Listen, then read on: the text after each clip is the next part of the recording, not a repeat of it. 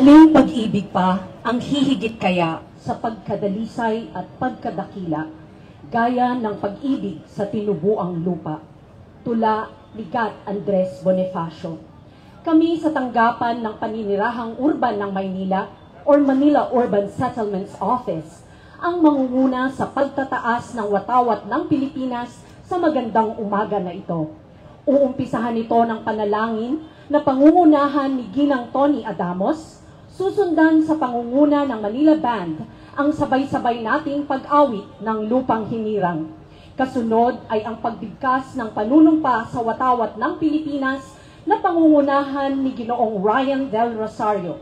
At sa muling pangunguna ng Manila Band, sabay-sabay nating aawitin ang awit ng Maynila. Manalangin tayo. Maraming salamat, Panginoon, sa panibagong araw na ito na puno ng saya at pag-asa. Gabayan niyo po kami sa araw-araw na pakikibaka sa buhay. Ilayo niyo po kami at aming mga pamilya sa sakit at kapahamakan.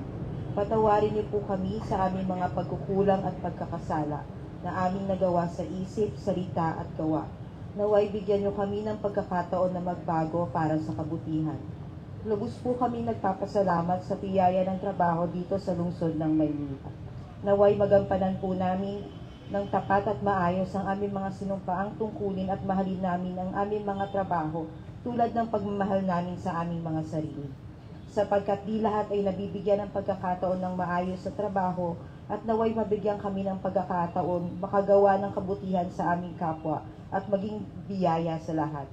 Basbasan po ninyo ang aming punong lungsod, Mayor Maria Sheila Hani Lacuna Pangad, at aming pangalawang punong lungsod, John Marvin Hughes Servo Nieto, ng maayos na kalusugan, upang kami po ay mapumunuan nila at magabayan sa mga adhikain at proyekto ng bawat departamento ng lungsod ng Maynila.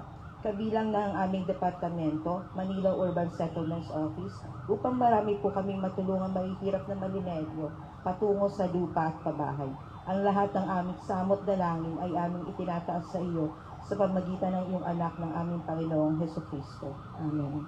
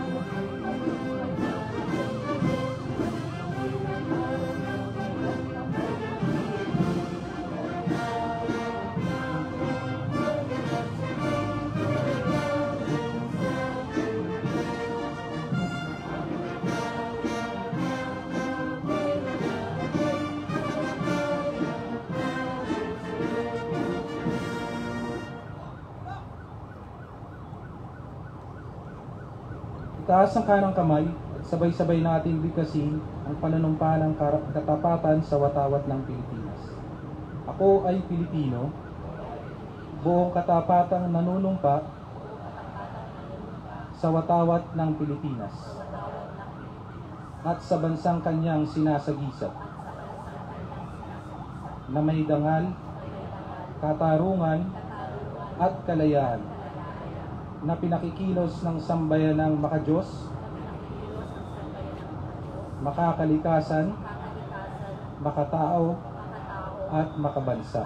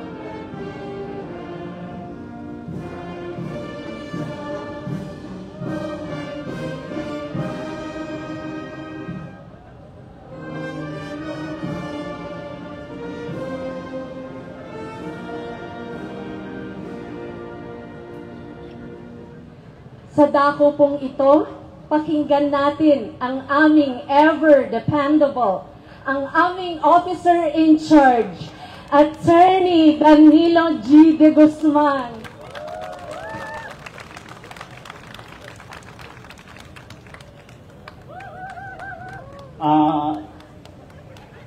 Sa aming pinakamamahal na punong lungsod, Mayor Hani Lacuna Pangan, members of the City Council, fellow department heads, kapwa ko kawani sa lungsod ng Maynila, magandang umaga sa inyong lahat.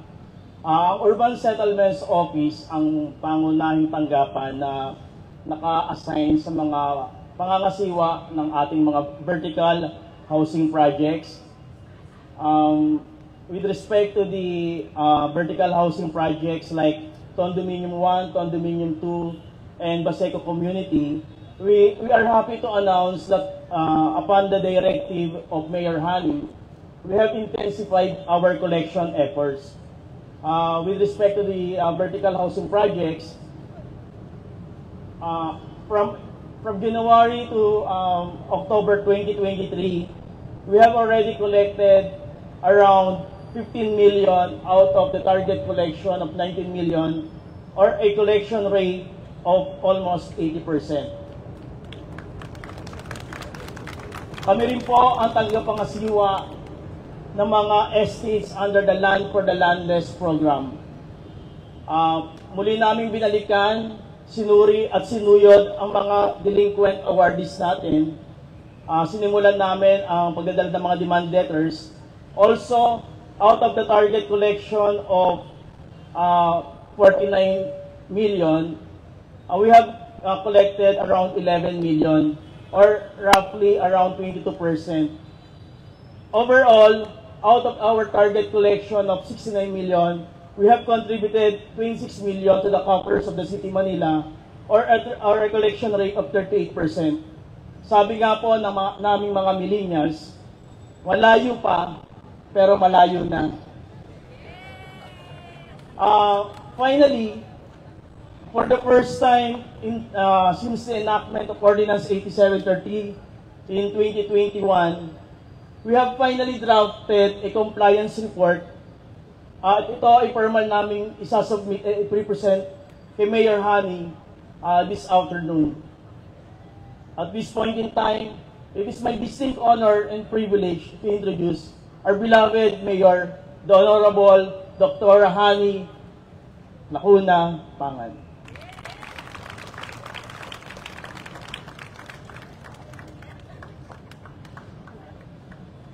Maraming salamat, Attorney Danilo de Guzman. Sigurado ka bang millennial ka? Ha? Sa height. Oo. Una-una, gusto ko pong pasalamatan ang Urban Settlements Office sa kanilang walang sawang pagpapatupad ng kanilang tungkulin na patibayin ang ating pabahay at pagbibigay ng lupa sa mga kababayan nating Manileño. Para po sa kalaman nyo, nakakadalawa na po tayo ng pagbibigay ng pag-award ng lote sa ating mga kababayan dito sa lungsod ng Maynila. Napakaswerte po ng ating mga kababayan dahil yung kanila pong napakatagal ng pangarap na magkaroon ng sarili nilang lupa ay nagkaroon na ng katuparan. Pero, nabanggit din ni Attorney de Guzman na kaakibat nito ang kanilang responsibilidad na maibalik din sa ating lungsod ang ating itinulong sa kanila.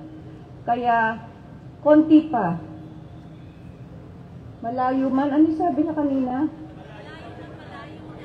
Oh, malayo man, malayo pa rin.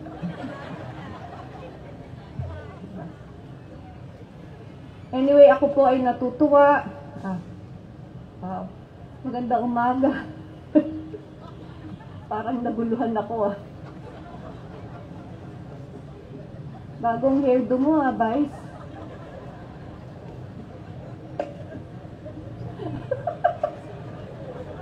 Na-distract ako sa aking partner. Anyway, maraming salamat po again sa Urban Settlements Office. Keep up the good work. Paalalahanan natin ang mga kababayan natin na nabigyan ng pagkakataon magkaroon ng kanilang sariling bahay na meron pa rin po silang obligasyon sa ating lungsod. Ngayon po ay pinagdiriwang natin o sinisimulan natin ang 18th Day Campaign to End Vow with the sub-theme I Vow para sa isang vow-free Manila patungo sa isang magnificent capital city. Noong namang nakaraang Sabado, kung di po ako nagkakabali, ay ginawa po ang A6, pangalawang A6 Rock and Roll Marathon Running Series dito sa Maynila na kung saan meron tayong 9,400 runners across the globe. Maraming salamat sa lahat ng naging bahagi nitong A6 Rock and Roll Marathon Running Series Manila, ang DTCAM, MTTB, DTS, MDRRMO, MDPEU, MHD, and the 6 LGU hospitals, MPD, Manila Barangay Bureau, City Engineering Office, City Electrician's Office, and MPIO. And of course, sa atin pong butihing Vice Mayor na siya po ang humalili sa akin nung A6 Rock and Roll. Noong namang October 27, 2023, si Architect Joy Davis Asuncion, ang ating Deputy City Administrator, ay nanguna kasama po si Dr. Marjorie Chua ng Manila Urban Settlements Office sa pagtanggap ng Innovation Awards Grand Prize sa 9th Asian Pacific Housing Forum in Suwon, South Korea. Out of 3,000 applicants sa buong mundo, ang Manila po ang itinanghal na grand winner sa Policy Public Sector Housing Solution category. Congratulations po sa inyo. Ayan. Ibig sabihin lamang po, tamang ating landas, patungo po sa pagbibigay ng disente at maayos na pabahay para po sa ating mga kababayan. Matapos po itong ating regular flag ceremony ay finally bubuksan na po ang Lagos Nilad. Magagamit na po. Maraming salamat sa City Engineering Office at saka sa DPWH, kay Congressman Erwin Kieng, and of course sa PDO na naglagay po ng mga tanim, sa DPS po na naglinis at nag-flashing sa lugar na yon. So sana po ito ay makatulong para maibsan ang ating nagiging problema patungkol sa trapiko dahil mabubuksan na rin po ito. It is considered a national road. At sana po makatulong ito ngayon, lalong-lalo na sa paparating na Kapaskuhan. Muli, magandang umaga po sa inyong lahat.